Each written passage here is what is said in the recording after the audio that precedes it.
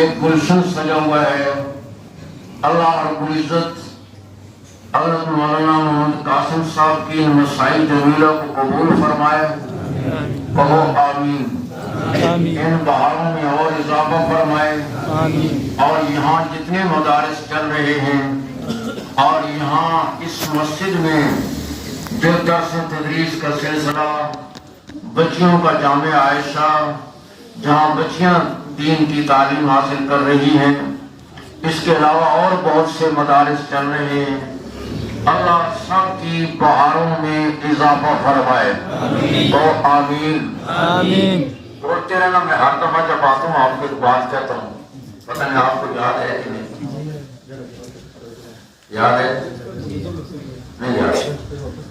میں کہتا ہوں ہم پنجاب کے لوگ ایسے نہیں چلتے جب تک آپ بولیں گے، اور ہم پنجاب کے لوگ بولنے میں اتنے سخی ہیں کہ میں نے کہا کہ حیائی بہت ہو گئی، کہنے لگے سبحان اللہ.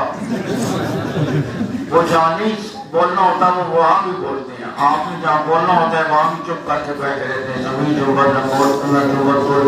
بولتے رہے ذرا، تاکہ مجھے اطمینان بھی ہو کہ آپ کو سمجھ. ویسے آپ کو سمجھ تو آتی ہے ماشاءاللہ، آپ بڑے اردو سمجھنے والے لوگ ہیں. میں عرض کر رہا ہوں کہ آج جتنے بچوں نے یہاں قرآن مجید کی تعلیم مکمل کی، بلکہ بڑوں نے بھی کی، ہمارے حضرت مولانا سعید اللہ صاحب کے والد محترم نے بھی ناظرہ قرآن مجید بڑی عمر میں مکمل کیا، اور بھی ہمارے بہت سے بزرگوں نے، اسی طرح ہمارے بچوں نے، بچیوں نے، جن کی چادر پوشی ہونی ہے، بچوں کی دستار بندی ہونی ہے. ایک کثیر تعداد ہے الحمدللہ. آپ اس بارہ بانڈا میں، اور آپ کی یہ توجہ، آپ کی یہ محبت، آپ کا یہ تعاون اور آپ کی دعائیں رہیں گی تو انشاءاللہ بارہ بانڈا حافظ آباد بن جائے گا. انشاءاللہ بننا چاہیے یا نہیں بننا چاہیے؟ ہر گھر میں قرآن کا نور مہکے، قرآن کا نور چمکے گا. ہر گھر میں قرآن و سنت کی خوشبو مہکے گا، اور انشاءاللہ یہاں کے در و دیوار قرآن و سنت کے علم سے انشاءاللہ شاد اور آباد ہو جائیں گے. یہ برکت ہے میرے دوستو سب مدارس کی. اور مدرسہ آج کی چیز نہیں. مدرسہ ادھر دیکھیں واقع بڑا، میں آپ کو دیکھنے کے لیے پنڈی صاحب سے پیچھے دیکھتے ہو. میں عرض کر رہا ہوں کہ یہ برکت ہے ان مدارس کی. اور مدرسہ کوئی آج کی چیز نہیں. مدرسہ اتنا ہی پرانا ہے جتنا اسلام پرانا ہے. جس دن غار حرا کی خلوت میں سب سے پہلی وحی نازل ہوئی، اقرا بسم ربک الذی خلق، جبریل امین یہ وحی لے کر آئے. امام الانبیاء صلی اللہ علیہ وسلم کے مبارک سینے پر یہ وحی نازل ہوئی. وہی مدرسہ قائم ہو گیا. پھر غار حرا سے یہ مدرسہ منتقل ہوا مکہ مکرمہ میں پہاڑ کی چوٹی پر دار ارقم میں.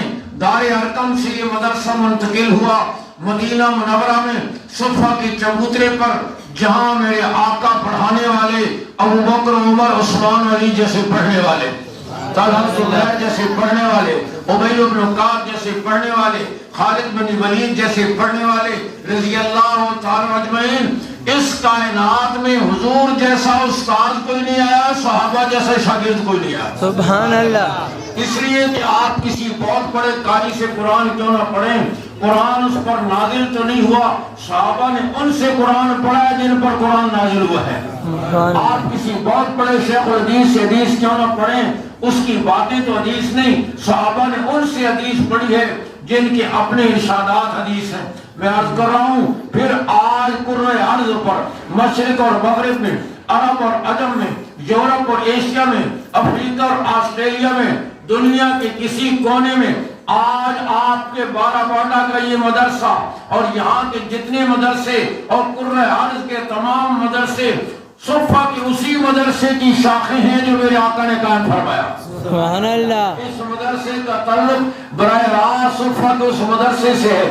اس مدرسے کا نصاب وہی ہے جو رب نے آسمانوں سے بھیجا. جبریل امین لے کر آئے, آپ صلی اللہ علیہ وسلم کے سینے پر نازل ہوا اور آپ نے صفہ کے چبوترے پر جو نصاب پڑھایا. آج ان مدارس کا نصاب ہوئی ہے اور یہ مدرسے صفہ کی اسی مدرسے کی شاخیں ہیں. اور میں کہتا ہوں یہ مدرسہ سدا بہار ہے, اس پر کبھی خزاں نہیں آئی. یہ مدرسہ کل بھی جوان تھا, آج بھی جوان ہے, قیامت تک جوان رہے گا انشاءاللہ. انشاءاللہ. اس مدرسے کی بہار میں کبھی کمی نہیں آئی. 1992 کا سیلاب ہو, ادھر دیکھ, ادھر آواز جاتی رہی, بجلی آتی جاتی, آپ ادھر متوجہ. 1992 کا سیلاب ہو یا 2005 کا زلزلہ ہو یا موجودہ کرونا کے حالات ہوں, الحمدللہ اس مدرسے نے کبھی قرآن و سنت کا نور پھیلانا بند نہیں کیا. اس ملا نے مسجد کے میناروں سے کبھی اذان کہنا نہیں چھوڑی. الحمدللہ